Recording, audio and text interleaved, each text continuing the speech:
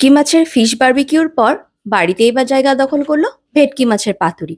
তার সাথে আজকে দুপুরে আবার পেঁয়াজ ছাড়া চিকেন কষা। দুইটা রান্না এতই ফাটাফাটি হয়েছিল, সবারই মন ভরে গেল। নমস্কার বন্ধুরা, আজকে হলো মঙ্গলবার। শীত কিন্তু প্রায় শেষের দিকে। সকালে ঘুম থেকে একটু শীত লাগে, আর রাত্রেবেলা শোয়ার সময় হালকা একটু শীত লাগে। কিন্তু এমন হয়েছে এখন রাত্রেবেলা ফ্যান চালিয়ে ঘুমাতে হচ্ছে। আর এইদিকে দেখো, মা একটা গোটা ভেটকি মাছ নিয়ে আসছে। তো আমাদের এখানে আবার সচরাচর ভেটকি মাছ খুব একটা পাওয়া যায় না। কারো যদি দরকার হয় আগে যদি বলে দেয়, তাহলে দেখা যায় তোমার পছন্দ অনুযায়ী একটা ভেটকি মাছ ওনারা এনে দেয়। ভেটকি মাছের ফিশ বারবিকিউটা সবারই খুব ভালো লেগেছিল, এত টেস্ট ছিল খেতে। তার ফলে সবার আবার ভেটকি মাছের পাতুরি খেতে খুব ইচ্ছা করেছে। মাছের পাতুরিটা সচরাচর বাড়িতে কেউ খুব কমই খায় করে। কোনো বিয়ের অনুষ্ঠানে বা কোনো বড়সড় ফাংশনে দেখা যায় যে ভেটকি মাছের পাতুরিটা খুব কমন থাকে, আর খেতেও বেশ ভালো লাগে। তো আজকে দিদি বললো যে বিয়ে বাড়ি স্টাইলে ভেটকি মাছের পাতুরি রান্না করব। আমার সকালবেলা একটাই রুটিন, দুধ চায়ের সাথে পরোটা ভিজিয়ে খাওয়া। এটা আমার এতটাই পছন্দ, তারপরে আমি আর কিছু খাই না। আর এইদিকে দেখো, আজকে মাছটা না মা আবার কেটে আনেনি, তো মা নিজেই বসে গিয়েছে মাছ কাটতে। মা বলতো আগে কত বড় বড় মাছ আমরাই বাড়িতে কেটেছি, আসলে অনেক দিন ধরে অভ্যাস নেই তো, যার জন্য দেখা যায় এখন বড় মাছ বাড়িতে কাটতে একটু অসুবিধা হয়। তারপরও দেখো মা কি সুন্দর করে মাছগুলো কেটে নিচ্ছে। বিশেষ করে ভেটকি মাছের যে কাঁটাগুলো থাকে চারপাশে, ওগুলা খুবই শক্ত হয়, সহজে কাটাই যায় না। মাছগুলো খুব সুন্দর পিস করে কেটে নিয়েছে। আর এইদিকে বাবা আর মামামকে পরোটা খাওয়াচ্ছে। বাবার তো এই বাড়ির মতনই অভ্যাস হয়ে গিয়েছে, এই বাড়ির সবাই একটু রুটি খেতে ভালোবাসে। বাবাও সকালবেলাও যদি তুমি রুটি দাও তাতেও খুশি, রাত্রেবেলা তো রুটি খাওয়ার জন্য পাগলই হয়ে যায়। একদিন ধরে আবার ভালোই রোদ উঠেছিল, আজকে না সকাল থেকে রোদের কোনো বংশই নেই, কেমন একটা ঠান্ডা ঠান্ডা ভাব। আর এই ওয়েদারেই দেখা যায় বাচ্চাদের খুব ঠান্ডা লেগে যায়। আমার তো নিজেরই কালকে রাত্রে থেকে গলা ব্যথা করছে।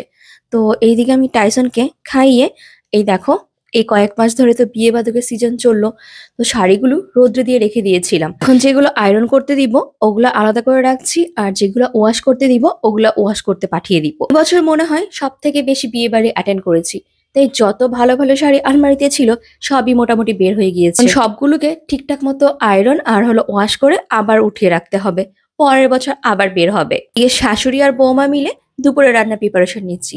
মা আর দিদি মিলি করবে ভেটকি মাছের পাতুরি, আর আমি করব চিকেন কষা। ভেটকি মাছের পাতুরিটা এতটাই টেস্টি ছিল আর এতটাই জুসি হয়েছিল, সত্যি বলছি।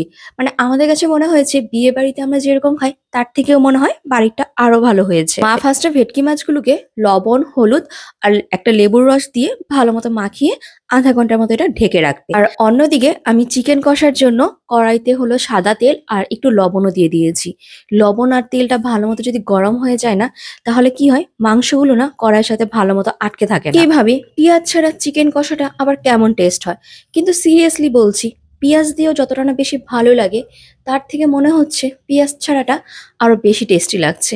আর রান্না করতে সময়ও খুব কম লাগছে, 30 মিনিটেই তোমার চিকেন কষা হয়ে যাচ্ছে। কারো হাতে যদি সময় কম থাকে আর ঝটপট কোনো চিকেনের কোনো ভালো আইটেম রান্না করতে চায়, তাহলে এই চিকেন কষাটা আমার জন্য মনে হয় পারফেক্ট। চিকেনটাকে ফার্স্টে আমি 10 মিনিটের মতো ভেজে তার মধ্যে হলো আমি আদা বাটা, রসুন বাটা আর জিরা বাটা দিয়ে দিয়েছি।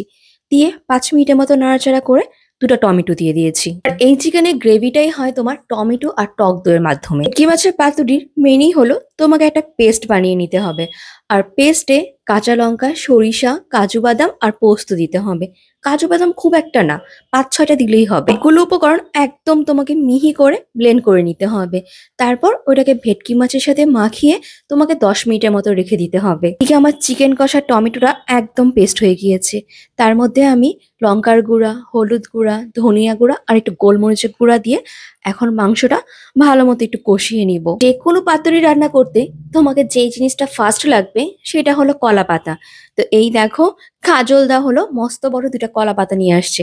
দিদি এখন এটা সুন্দর করে কাটতে বসে গিয়েছে। এইদিকে আমাদের চিকেনটা দেখো একদম কষানো হয়ে গিয়েছে। এখন আমি আঁচটা একদম লো করে টক দইটা দিয়ে দিয়েছি।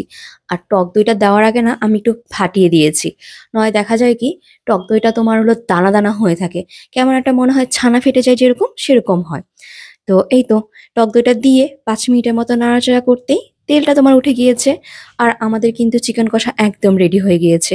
আর এইদিকে দিদি পাতুরিগুলা কলা পাতায় দেওয়ার জন্য ফার্স্টে কলা পাতাটাকে একটু ছেঁকে নিচ্ছে। চিকেন কষাটা নামানোর আগে না আমি হাফ চামচের মতো গরম মশলা আর হলো ধনেপাতা দিয়ে নামিয়েছি।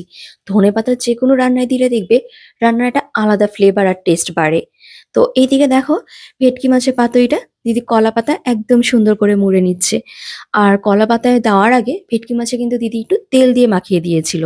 আর মুড়োনোর সময় একটা কাঁচা লঙ্কা আর উপর দিয়ে আর একটু সরষের তেল দিয়ে এটাকে এখন ভালো মতো বেঁধে দিবে সুতা দিয়ে। তারপর কোনো ননস্টিক প্যান বা কড়াইতে অল্প তেল দিয়ে এটাকে ঢেকে ঢেকে ভাজতে হবে। আমাদের পাতুরি রান্না করতে আরেকটা যেটা প্রবলেম হয়, অনেক জায়গায় আছে যে কলা পাতা ঠিকঠাক মতো পাওয়া যায় না, তখন কিন্তু এটা লাউ পাতায় মুড়িয়েও রান্না করা যায়।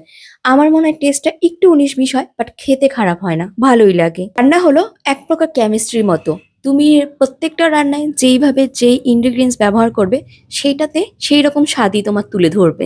একই রকম রান্না 10 জনের রান্না করছে, বাট 10 জনের মধ্যে 4 জনের একই রকম টেস্ট হবে আর 6 জনের আলাদা আলাদা টেস্ট হবে। তার কারণ হলো সবাই তো একই পরিমাণ একই রকম মশলা ইউজ করবে না, কারণ না কোনো মশলার উপকরণে ডিফারেন্ট তো থাকবেই। তো এই দেখো আমাদের হলো পাতুরি রান্না কিন্তু হয়ে গিয়েছে। আর কলা পাতাটা খোলার সাথে সাথে এত সুন্দর একটা স্মেল বের হয়েছে, আমরা বুঝতেই পারছি পাতুরি রান্নাটা সত্যি অনেক ভালো হয়েছে। আর এত সফট হয়েছে মাছটা, জুসিও হয়েছে। ফার্স্টেই হলো বাড়িতে যে সব থেকে বেশি খাদ্যপ্রেমী এবং টেস্ট মেকার যেটাই বলো না কেন তাকেই খেতে দেওয়া হয়েছে। আর ও যে কোনো খাবার খাওয়ার আগেই ওটাকে একটু শুকে দেখবে, যদি মনে করে যে গন্ধটা ভালো তাহলে ওর কাছে মনে হয় খাবারটা নাকি খুব ভালো। আজকে বাড়িতে যেই 2টা আইটেম রান্না করা হয়েছে 2টাই নাকি তার কাছে অমায়িক লেগেছে। তো চলো বন্ধুরা, ওর খাওয়া দাওয়া হলে আমরাও সবাই মিলে এখন খেয়ে নিই, কারণ এত সুন্দর গন্ধ বেরিয়েছে না আর সহ্য করা যাচ্ছে না, মনে হচ্ছে কখন খাবো। তো ব্লগটা তাহলে বন্ধুরা এখানেই শেষ করছি।